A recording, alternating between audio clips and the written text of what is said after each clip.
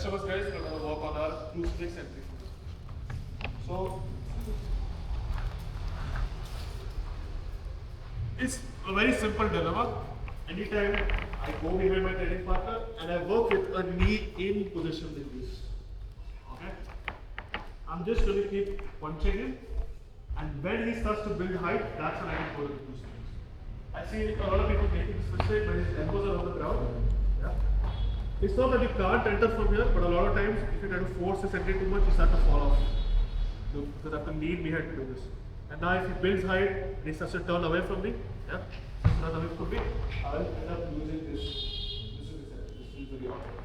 So the better idea is, whenever I have my knee inside here and I start to punch and he starts to build height like this is the time for me to enter my crucifix. Now one very important thing for us to know is whenever I control this arm, right, a lot of times if you're not careful with it, if I just kind of fall on his arm, look, I can actually end up hurting or breaking his arm like an arm bar if I just drop my hips on there. So just be careful in this position if you're ever going to a crucifix. Right knee stays deep. I collect the opposite leg and I will just slide this knee through and sit back. Okay? And when I do this, I have to make sure I'm not dropping my weight straight down on my training partner's arm. Alright?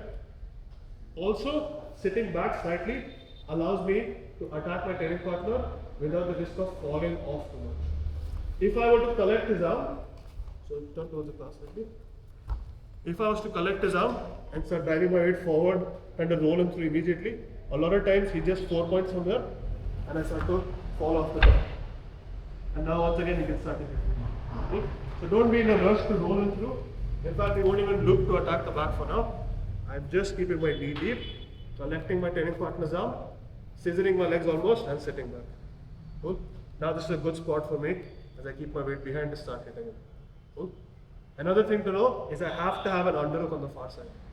If I get to this position and my hand is out here somewhere and I'm hitting him and I don't control his far shoulder, he can start escaping again.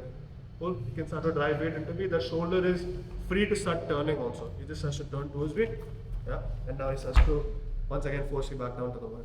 So I have to have control of his far side over here.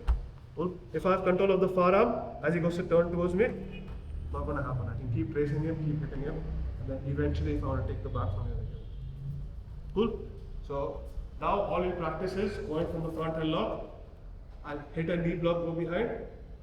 As I punch him, he starts to posture up by keeping his hands on the mat, and I can